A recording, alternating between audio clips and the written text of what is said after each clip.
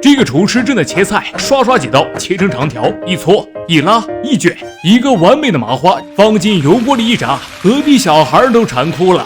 别看他年近40，整天蓬头垢面，但却有个隐藏身份，身体里藏着某种本能。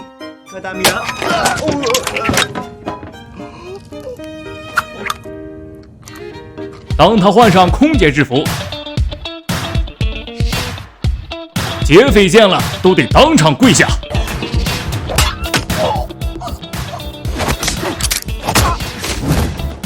电影名叫《OK 老板娘》，被称为韩国版史密斯夫妇。厨师名叫花姐，经营着一家早餐店，每天要卖掉几千吨麻花，生意好得不得了。不仅如此，她的运气也好到爆，随手打开一瓶饮料，居然中了1等奖，夏威夷全家油。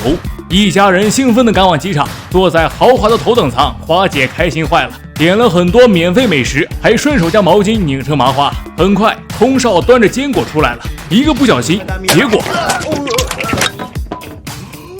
一番操作把空少看呆了。他从小就有个武侠梦，还没来得及拜师，花姐却出意外了。由于吃得太杂，肚子开始翻江倒海，不去厕所不行了。可他万没想到的是，自己不在的这会儿功夫，外面发生了翻天覆地的变化。飞机上，这群男人在策划着什么？下一秒，他们就劫持了空姐。很快，整架飞机都被控制，但他们要劫的不是财，而是一个美女。就在这时，一个女人想要逃跑，但很快就被抓住。劫匪头子老白一把揭开女人的口罩，不是目标，但周围的人却惊呆了，因为这个女人是韩国知名动作片女神淑芬。淑芬到底有多出名？老白的小弟见了她，任务都不管了，只想要合照。与此同时，一个小弟搜查飞机时，发现了厕所里的花姐。小弟本以为对方只是个手无缚鸡之力的大婶，谁知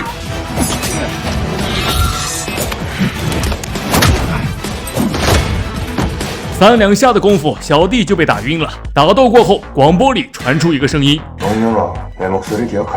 原来花姐并不是厨师，而是最顶尖的美女特工，因为一场意外才被迫隐姓埋名。这次既然对方找上门，那就别怪她动手了。只见花姐像蜘蛛侠一样趴在半空，很快干掉了一个劫匪，接着换上空姐制服。他准备伪装成空姐出去打探情报，结果刚出门就遇上了劫匪，但花姐可不是盖的。完事后，随手抽出一把餐刀，前往下一个机舱解救人质。由于担心身份被女儿发现，花姐随手戴上遮阳帽，接着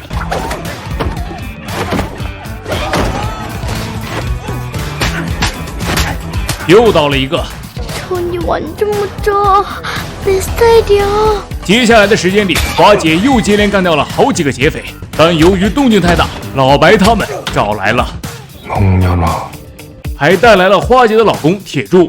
铁柱也不是善茬，他是神秘组织派来监视花姐的间谍。飞机出事后，担心妻子的铁柱把女儿交给邻座大爷照顾，自己则躲进地下室给总部发求救信息。谁知被老白逮个正着。面对这一幕，花姐只能自愿投降。他们被五花大绑，成为人质中的一员。看到父母被抓，女儿哭出了声。邻座大爷见状，拿出一个毛绒玩具，结果这一幕刚好被老白看到了。莫非这个女孩就是花姐的女儿？看到老白起了疑心，女儿赶紧搂住后座女明星淑芬，不停地喊妈妈。暂时逃过一劫，风波尚未平息，下一秒，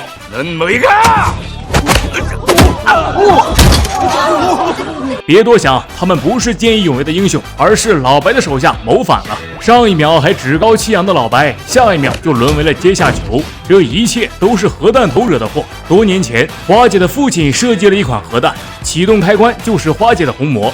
现在总部决定重启核弹计划，老白这次就是为了把花姐抓回去。谁知手下突然叛变，他们想用大价钱把花姐卖给军方商。至于飞机，他们打算直接坠海，毁尸灭迹。